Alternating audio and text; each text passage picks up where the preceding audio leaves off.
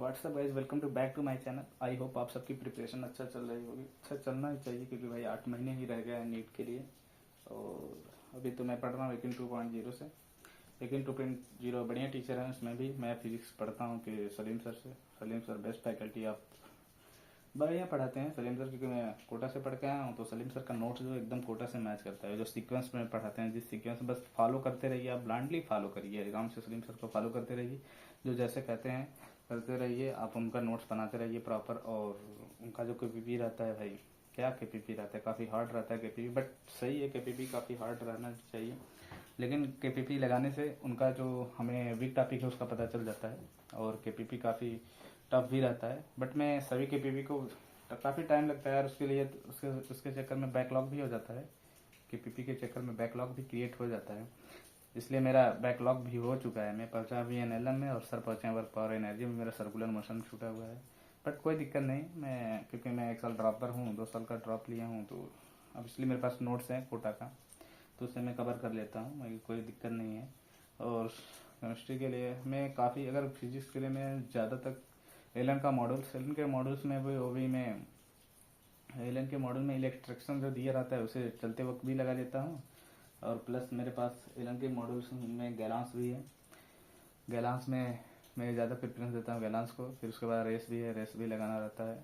और केमिस्ट्री के लिए मैं सुधांशु सर को मैं फॉलो करता हूँ, क्योंकि सुधांशु सर भाई बढ़िया पढ़ाते हैं, बढ़िया सब पढ़ाते हैं, बट समझ में आता है सुधांशु सर ज़्यादा वाइब मैच करता है, तो इसलिए सुधांशु सर से पढ़ता हूँ।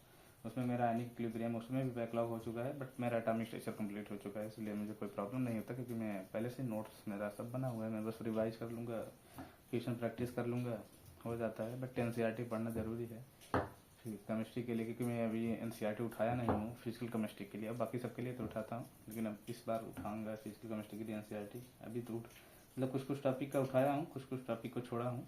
और जूलॉजी के बॉटनी के लिए तो मैं पढ़ता हूँ तरुण सर, क्योंकि भाई मुझे तरुण सर से ज़्यादा समझ में आता है, या समझने की बात नहीं, वाइब ज़्यादा मैच भी करती है और अच्छे समझ में पढ़ाते हैं, क्योंकि मार्को 1 नंबर पढ़ाते हैं तरुण सर, मुझे ऐसा लगता है। बाकी आई होप आप भी जिसे पढ़ेंगे सब बढ़िया ही पढ़ाते हैं।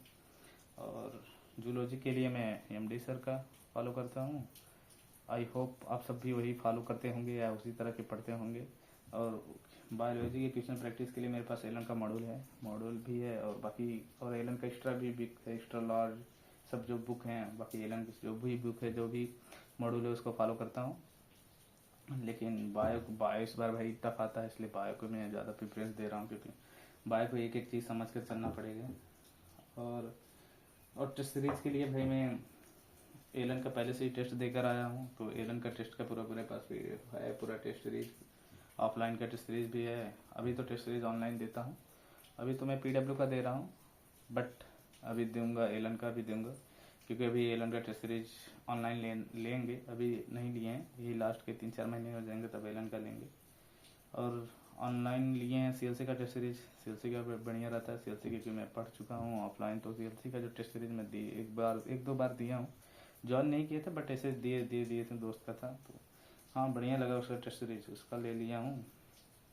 आई होप आप सबकी भी प्रिपरेशन अच्छा चल रहा होगा। Thanks for watching this video, तब तक के लिए ओके बाय।